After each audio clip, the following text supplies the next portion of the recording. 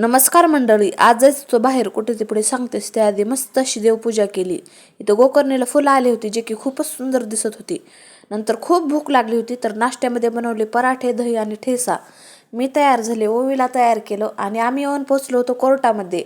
ओवीच्या पप्पांचं थोडंसं काम होतं त्यामुळे गेलो होतो. ओवीच्या पप्पा आतमध्ये गेलो होतो तोपर्यंत म्हणलं कोर्टाच्या बाहेर जे गार्डन आहे ते एन्जॉय करावं. मला माहीत नव्हतं की कोर्टाच्या बाहेर एवढं छान गार्डन असेल.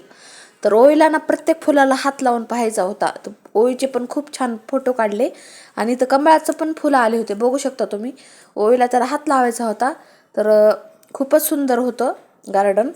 नंतर आम्हाला जायचं होतं ओवीच्या पप्पांसाठी ड्रेस खरेदी करायला. तर ह्या दुकानामध्ये गेलो पण त्यांना पसंत पडला नाही म्हणून दुसरीकडे आलो. तर इथं फायनली ड्रेस घेतला. कोणता घेतला तर ते मी पुढच्या व्हिडिओमध्ये सांगेलच. तर बाहेर आलो तोच म्हणलं इथं पावभाजी पण एन्जॉय करावी, तर ती पण केली. तर बघू शकता ओळी तिच्याच हातानं खायला सुरू होतं आणि आमचं काही पावभाजीवर भागणार नव्हतं म्हणून इथं गाड्यावरची आम्हाला पाणीपुरी खायची होती जे की खूपच टेस्टी लागते. तर ते पण एन्जॉय केली. तर कसा वाटला ब्लॉग तर इथे एंड करते. Bye bye.